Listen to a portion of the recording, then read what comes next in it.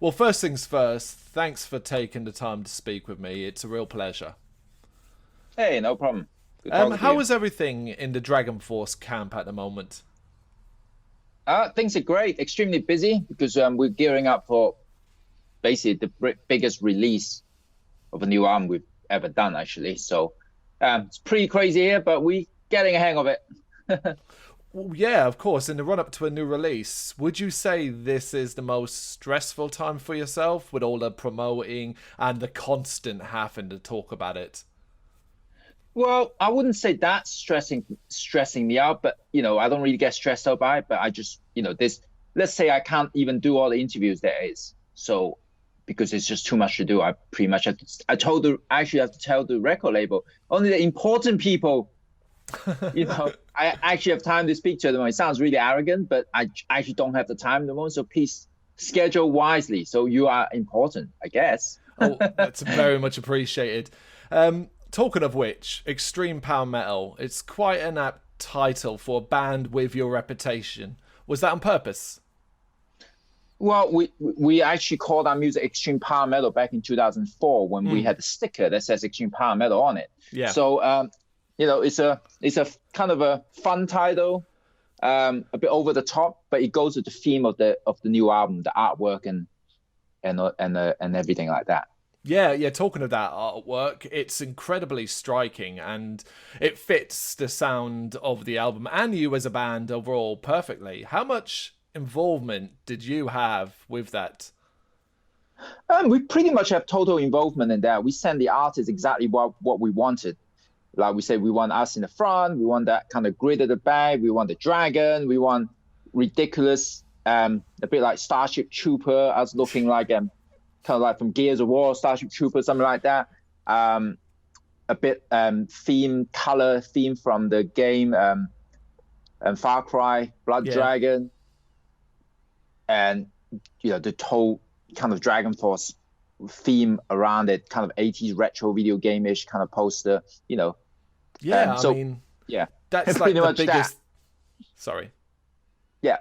That's certainly one of the things you take. If you didn't listen to a single track or a note from the album, you get this retro video game sort of 80s theme from the cover. And when you do listen to it, it comes through as well.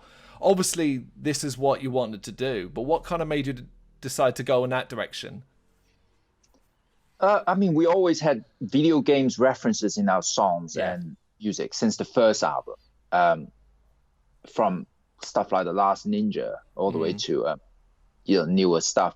So it was just a natural thing. We just wanted to do what we like. That's it. What do we like? We like this kind of stuff. That's it. No one there to stop us to say, you can't do it.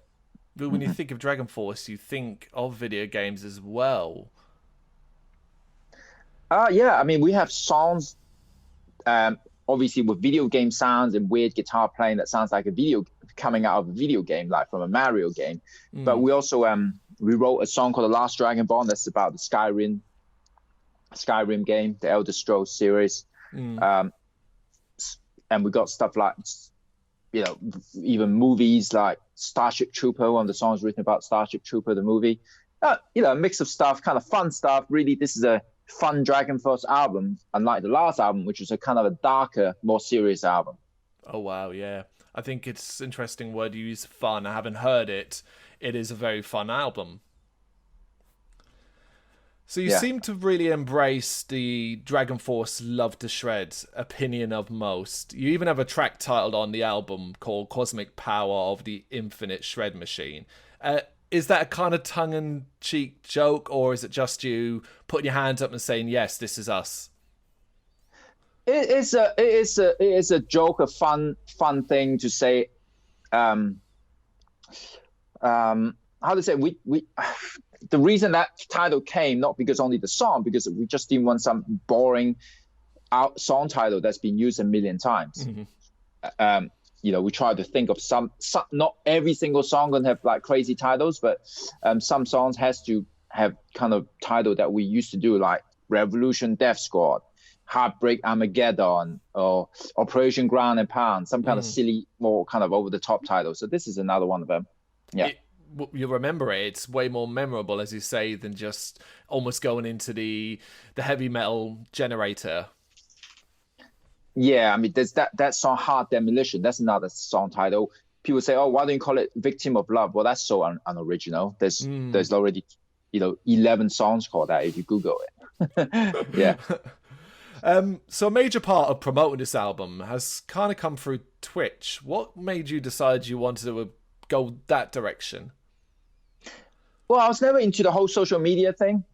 I find that a bit like I mean, at least when it started off Facebook and all that, I was just kind of sick of people posting about their dinner and really boring stuff.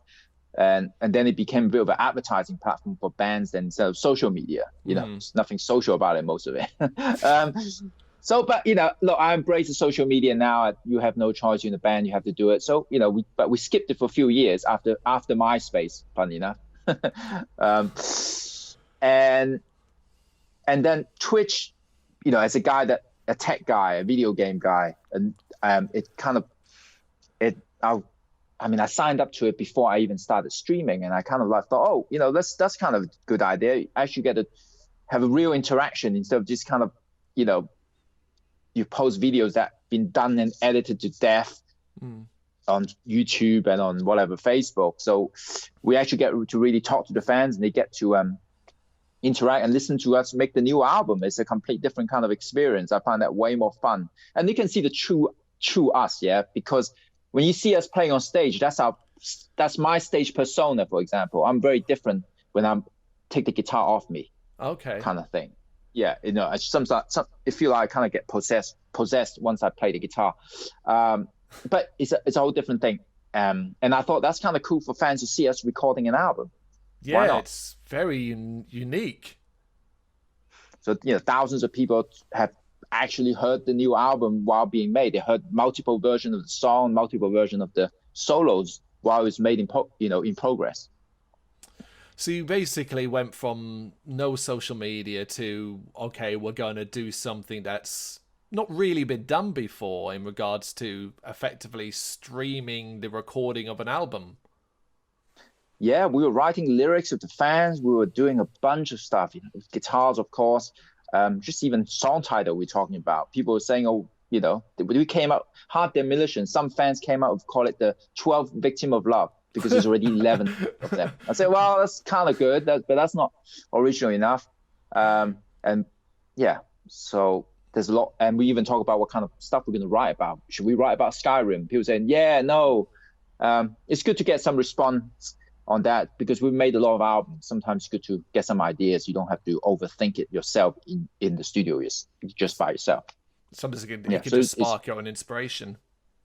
Yeah, so it was great, actually. It was really helpful. And the Twitch stream, going to carry on. We're going to bring that on tour. Oh, really? Bring different stuff. Oh, yeah, it doesn't stop there. I stream 3 times a week, from, dating advice to, from a guy that plays in a band, completely probably off what normal people would say, to, teaching guitar stuff. All that stuff is free. I'm just giving it back to the fans that, put us where we are. Really. Yeah, because of course you've had an extensive career. When you look back on it to date, is this where you envisioned the band to be? And are you happy with that? 8 albums, tours around the world is no mean feat. I'm in a very lucky position. This is what I do full time, and I enjoy what I'm doing. And obviously, I have no idea where I was going to be when I first started. I never thought I would actually be streaming on Twitch, to be honest. I never thought I have that personality to be live streaming, but it's going well, and it's fun, and I do it, and all the donation money comes in, I give it to dog rescue. So, saving some dogs while doing it. Yeah, fantastic animals. Mm-hmm. We talk about being on stage and having a bit of persona. You're spending a lot of the rest of the year out on tour. You've got lots of dates in America, followed by a big UK tour. And you've kind of suggested the shows are going to have a bit more something special about them. What can fans expect? Well, we started already testing the new production in Germany this summer. So we had this massive video game arcades that we play on top. You know, shoot shit out. You know, we have the dragon from the album cover. We have crazy, you know, effects and, you know, what a Dragonforce should be. You know, if you have the fun thing, the crazy thing. So it's going to be our biggest production tour we've ever done, actually. Again, wow. So everything is bigger, more, like we say on the second music video.